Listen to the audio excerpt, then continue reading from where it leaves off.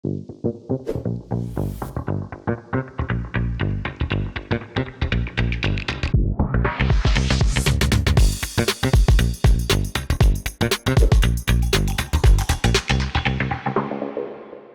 Yousef.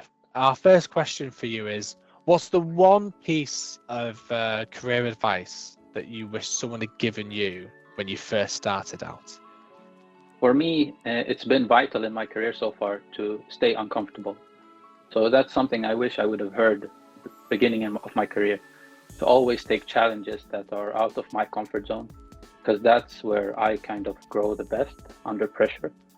And it's a challenge because you need to balance being uncomfortable and being scared.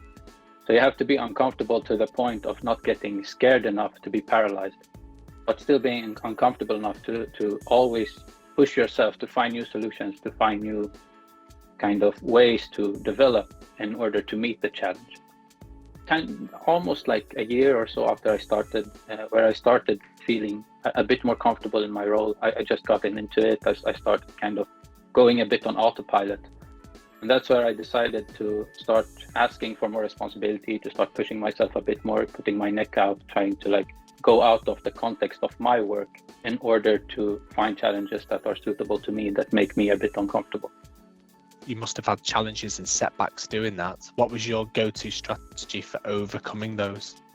For me, the main thing is that I try to disconnect my personal value from the work that I do and my ideas.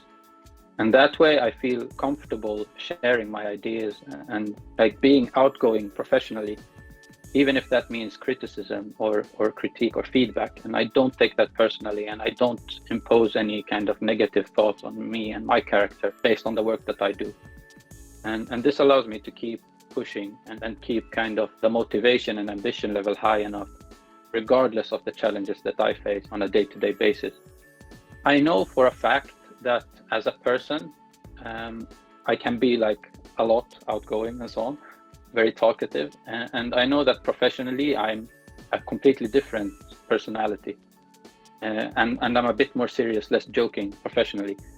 And for me, when I'm getting feedback professionally, it's always a matter of how can I apply this feedback in my role professionally, but also do I even agree with this feedback in the kind of role that I want to become professionally. So it's always a sense of like analyzing the feedback that I get. Is it necessarily applicable to me, or is it just the person giving the feedback and their opinion, and I don't agree with that?